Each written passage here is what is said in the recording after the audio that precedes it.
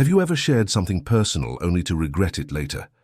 As we age, the value of privacy becomes clearer. There's a wisdom that develops over time, not just about what to say, but what not to say. After 70, the things we share can carry unexpected consequences. Sometimes what feels like an innocent conversation can turn into stress, misunderstanding, or even vulnerability we didn't intend to create. In this video, we're exploring 9 things you should never share with anyone after 70. Not because you need to hide, but because protecting your peace, privacy, and personal safety matters more than ever. These aren't secrets rooted in shame. They're boundaries built from experience. Each one is designed to help you avoid emotional strain, protect your legacy, and preserve your dignity in this important chapter of life. Whether you've always been an open book, or you're naturally more reserved, you'll likely find that these 9 things are worth holding closer. Because what you don't say can sometimes be just as powerful as what you do. Choosing what to share or not share doesn't make you distant. It makes you wise. Stay with me until the end, because by the time we reach the last point, you may find yourself seeing your everyday conversations in a whole new light, and maybe even setting boundaries you didn't know you needed. Let's begin. Number 1. Your detailed financial status. One of the most important things to protect after 70 is your financial information. Not just from strangers, but sometimes even from well-meaning friends or family. Talking openly about how much you have in savings, what your pension looks like, or the full value of your home can seem harmless, especially in casual conversations. But once that information is out there, it's out there. And not everyone handles it with care. There's a subtle shift that happens when people know what you have. Expectations change, boundaries blur. You might find yourself being asked for help more often, or pressured into opportunities that don't really benefit you.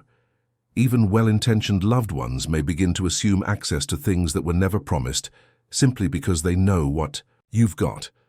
Beyond that, oversharing your finances can invite manipulation. Scams targeting seniors are on the rise, and the more details someone has about your income, assets, or lifestyle, the easier it becomes for them to tailor their approach. Sometimes the threat doesn't come from outside your circle, it comes from within. That doesn't mean living in secrecy, it means being discerning. Share financial details only with those who need to know. Your financial advisor, your spouse or trusted partner, and perhaps one legally designated family member or executive. But casual acquaintances, distant relatives, and even overly curious neighbors, they don't need access to those parts of your life. People who age wisely often treat money conversations like medical records, not because they understand the risk of handing over too much information, and that boundary doesn't make you unfriendly. It makes you protected. It means your financial decisions stay yours, and your peace of mind stays intact. Number 2. Your personal medical history in casual settings. At a certain age, health becomes part of everyday life. Doctor's appointments, new medications, aches and pains, they're real, they're present, and they're often shared in conversation without a second thought. But after 70, it's worth pausing before diving into the details of your medical history, especially in casual or non-intimate settings, not because your story isn't important, but because how it's received can shape how others see and treat you. When you speak openly about every diagnosis, every surgery, every concern, there's a risk that others begin to view you only through that lens. You might notice people becoming overly cautious around you, offering pity instead of respect, or making assumptions about what you can and can't do. And once you're placed in that category of being fragile or in decline, it's surprisingly difficult to step out of it. There's also the emotional toll. Constantly retelling your health journey can keep you tethered to worry, fear, or even identity based on illness. And when those details are shared with people who aren't close, it can lead to uncomfortable comments, unsolicited advice, or even judgment you never asked for. You might hear things like, "Should you really be traveling?" Or, "Maybe you shouldn't." "Be living alone anymore?" All from people who barely know the full picture. Instead, choose to share selectively with trusted loved ones, healthcare professionals, or those walking a similar path. Yes, talk freely. There's comfort in connection. But with others, you can simply say, "I'm managing some things, but I'm doing all right," and leave it at that. You're not hiding, you're preserving your autonomy. People who age with grace often speak with intention. They know when to open up and when to keep certain truths tucked away, not out of pride, but out of wisdom. Because not every detail deserves to be on display. And protecting your narrative is part of protecting your strength. If you're still watching this video and finding these insights valuable, please comment number 2 below to let me know you're here. And if you haven't subscribed yet, I recommend you subscribe and turn on the bell so you don't miss any videos. Your support helps us continue creating good content to inform and inspire you. Now, let's move forward. Number 3, your private regrets or past mistakes. Everyone has chapters they'd rather not read out loud. But after 70, there's a deeper layer to what we choose to revisit, and more importantly, what we choose to reveal. Regret has a strange way of lingering, especially when shared in the wrong setting. And while honesty and vulnerability have their place, constantly recounting your past missteps can be counterproductive. Takes can do more harm than healing, especially when those stories are handed to people who haven't earned your trust. When you speak about regrets, choices you didn't make, chances you missed, and people you hurt, you open a tender place in yourself. And if the listener meets that moment with judgment, disinterest, or even casual dismissal, it can reinforce pain instead of offering relief. What was meant to be freeing becomes another weight to carry. You may notice that when you share these things with someone who doesn't hold them with care, it changes how they see you. They may treat you differently, define you by a single story, or begin to overstep with advice, opinions, or assumptions about who you are today. But you are not your past. You are not a list of wrong turns or missed opportunities. There's great wisdom in knowing which parts of your story are meant to be shared and which are meant to be processed privately or with someone truly safe. That might be a therapist, a spiritual advisor, or a lifelong friend who knows your heart. But with others, it's okay to simply say, there are things I've learned the hard way, and leave it there. The older you get, the more you understand that peace isn't found in constant confession. It's found in perspective. In realizing that your past shaped you, but it doesn't own you. That your mistakes may explain a few things, but they don't define the whole of you. People who walk through their 70s and beyond with steady dignity tend to carry their past lightly, not because they're hiding it, but because they've made peace with it, and they've learned that not every story is meant for every audience. Number 4, your will or inheritance plans with non-legal parties. There's something deeply personal and often deeply emotional about what you choose to leave behind. After 70, many people start thinking more seriously about their will, their assets, and how they want their legacy to be passed on. But here's the truth. Unless someone is legally involved in managing that process, it's almost always better to keep those details private.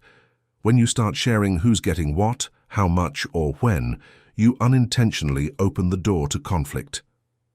Expectations form. Comparisons begin. People start wondering why one person was chosen over another, or why something was divided the way it was. Even in close families, even with good intentions, money and inheritance can stir up jealousy, entitlement, and misunderstanding faster than almost any topic. What's more, sharing this kind of information before things are finalized or without legal context can backfire. You might change your mind later. You might revise your will. You might discover circumstances you didn't anticipate.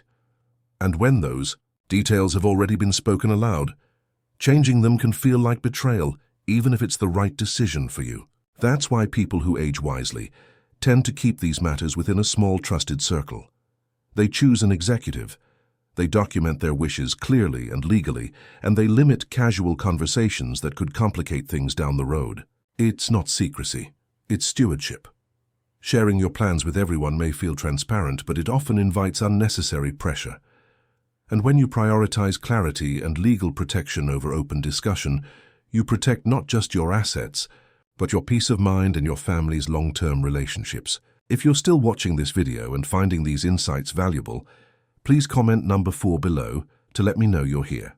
And if you haven't subscribed yet, I recommend you subscribe and turn on the bell so you don't miss any videos.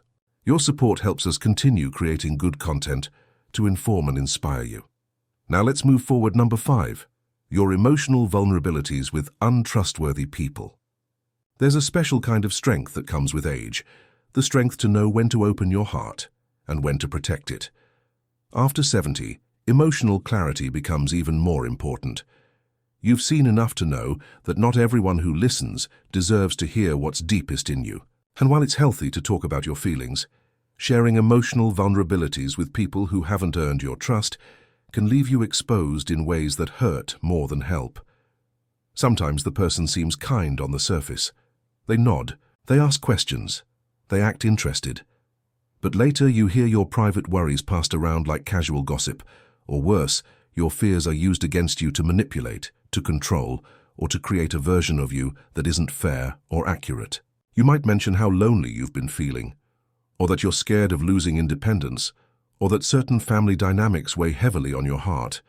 And if those words fall into the wrong hands, they can be misinterpreted or turned into a story that paints you as unstable, incapable, or overly emotional. People who age gracefully learn to share their heart with care. They don't stop being open, they just become discerning. They know that vulnerability isn't about telling everyone everything. It's about knowing who's safe, who's consistent, who holds your truth gently and respects what you've shared.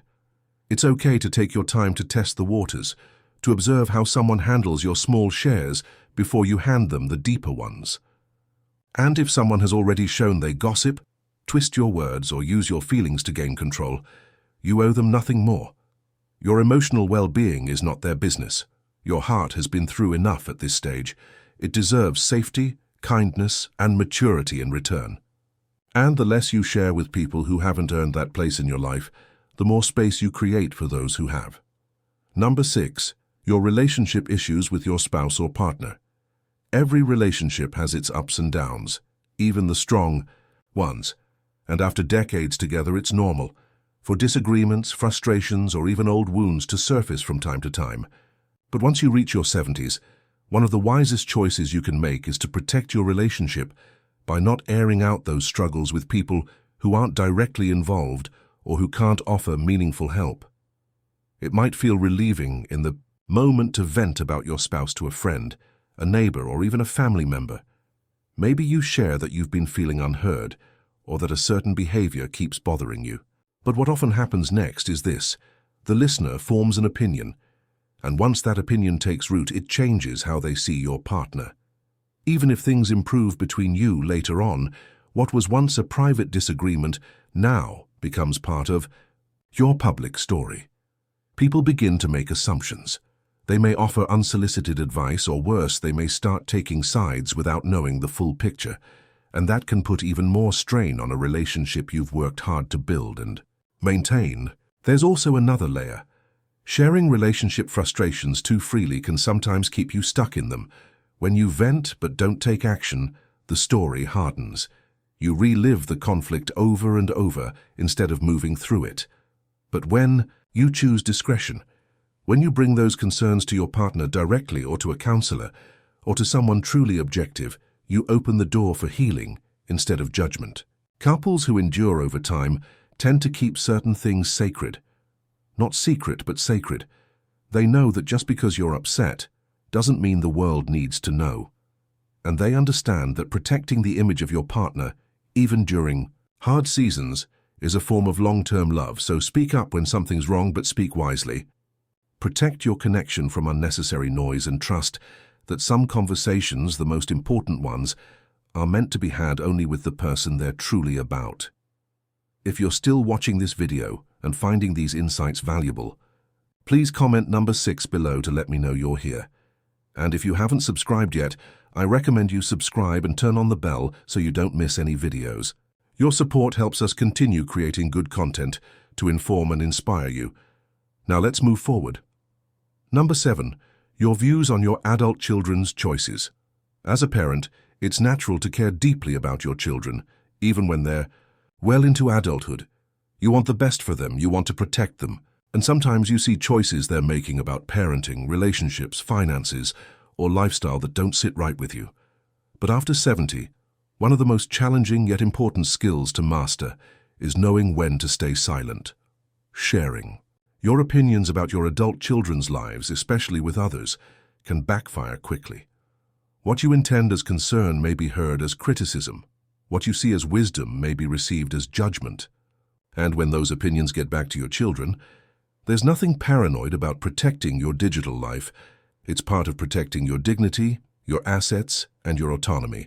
And the fewer people who know how to access your sensitive records, the more secure your future becomes. You're not being guarded, you're being wise. And that wisdom pays off in peace of mind and in staying firmly in charge of what's yours. If you're still watching this video and finding these insights valuable, please comment number 8 below to let me know you're here. And if you haven't subscribed yet, I recommend you subscribe and turn on the bell so you don't miss any videos. Your support helps us continue creating good content to inform and inspire you. Now let's move forward. Number 9. Your plans to move, downsize, or change your living situation. In your 70s and beyond, the idea of changing where or how you live becomes a very personal decision. Maybe you've thought about moving closer to family, downsizing to something more manageable, or transitioning into a retirement community. But here's where things get tricky. Sharing those plans too early and with too many people can invite a storm of pressure before you're even ready. What begins as a passing thought, maybe I'll sell the house in a year or two, can quickly snowball into advice, assumptions, or even unsolicited help. Family might push for quicker action.